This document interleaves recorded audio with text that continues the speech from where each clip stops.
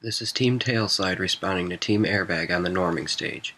First, the team makes great points in regards to the different personalities and how can they affect the team moving forward. However, the storming stage was when we needed to have our personality differences identified and processes put in place to prevent conflicts. By doing this early, the norming stage becomes much easier. Due to the time frame our teams have in these stages, it is not possible for some teams to come out of the storming stage before moving forward. The idea behind the norming stage is when the team becomes comfortable with the positions they have and begin to normalize the tasks at hand. This is where key adjustments need to be made to lead toward progression and the performing stage.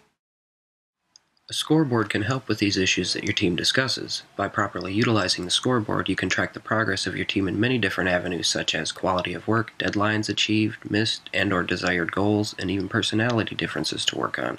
The scoreboard is a great tool that, when used properly, can only lead to success within the team. Problems with individual ego can definitely be an issue that would harm a team. Though we suggest speaking up on any issues that an individual feels needs discussing, we also urge your team not to speak up about bad ideas. Good and bad are forms of personal opinion. Telling someone their idea is horrible without exploring the pros and cons behind it will only lead to them becoming conserved and not want to share anything.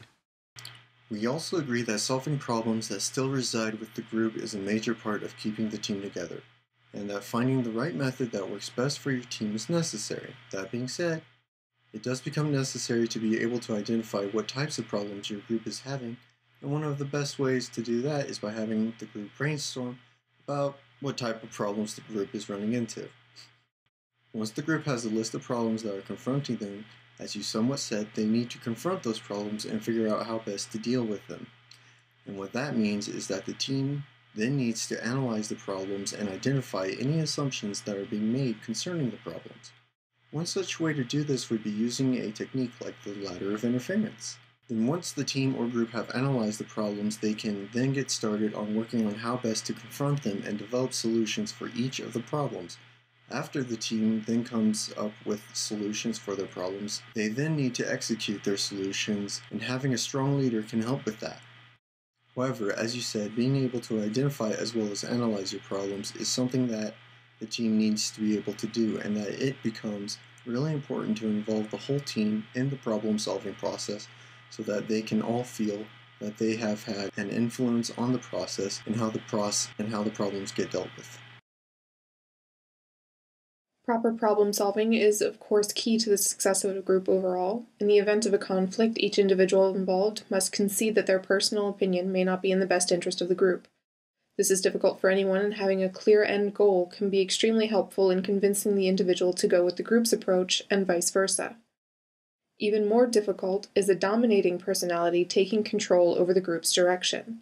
While they will be providing many fantastic ideas, they will lose any of the others' interpretations that may make the project more interesting or successful. Vagaries in the goal of the group and problems with no specific effect are exceptionally difficult to deal with. Because of the nondescript nature of the issues, there may not be any clear course of resolution. This can lead to frustration, impatience, and lack of resolve, causing even more problems in the future. The only resolution would be to build an effective process as stated. To do so, the issue must be considered individually, and a process built upon the needs of any individuals involved. In the case of a recurring issue, the history of the issue is necessarily taken into consideration, and a resolution to an underlying issue must be formulated. As George stated, organization is one of the most vital things that a group can need when it comes to setting out to achieve their goals. Without it, each member of the group goes off doing their own thing, and because of it, they can end up with a final product that is not cohesive in its construction. The end result is that the group never grows to meet its potential, and its goals are never accomplished.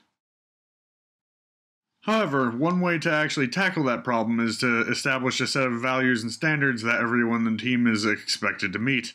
In this case, it would be best to establish the standard that everyone is responsible to work with the team and let each other know what they are doing and how. In doing so, the group leader can then help direct them all on the correct path. Another problem that George stated was confusion about the goal. Again, this is a very serious problem which, if not taken care of, can lead the team down the road to failure.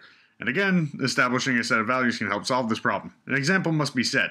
The ideal example would be for the team leader to lay the goal in front of the team and show them exactly what it is in detail to avoid confusion. Finally, George talked about out-of-the-box ideas and the difficulty in coming up with ideas that aren't the gold standard that has been around since time immemorial. One way of dealing with that is to never discard ideas just because they sound strange. Give every idea some consideration, even if it isn't what you think will be successful. Giving it a quick try doesn't hurt, and one stands to gain a lot if it succeeds. In conclusion, Team Airbag has a good handle on the understanding of different personalities and ideas and how they affect the team. It will be important that you continue to allow everyone a chance to speak up and share their ideas. But be careful not to cut someone down based on their idea that someone else might not like. All ideas are warranted, but a consensus must be reached for a successful group. Brainstorming and discussing issues is key to laying out the team's issues. It is important to not be defensive or argumentative if the team is discussing the issues at hand. Having an open, honest team that knows that everyone has the same goal will only help further the team along. Groups must be aware of difficult or domineering personalities. They can distract and mislead the group. Every member needs to be heard in order for the team to work. Laying out the issues and coming up with effective solutions is the best answer. If no solution can be found, it is important the group works out how to move on. Organization and communication can be the two greatest tools a group can have. This will help a team stay on the right track. Also, establishing a great set of values of standards will help establish expectations. With a strong foundation in these tools, teams will stay on track and be very successful. Thank you, Team Airbag, for sharing your presentation with us. We enjoyed it, and I hope you consider some of our solutions as well. Have a great day.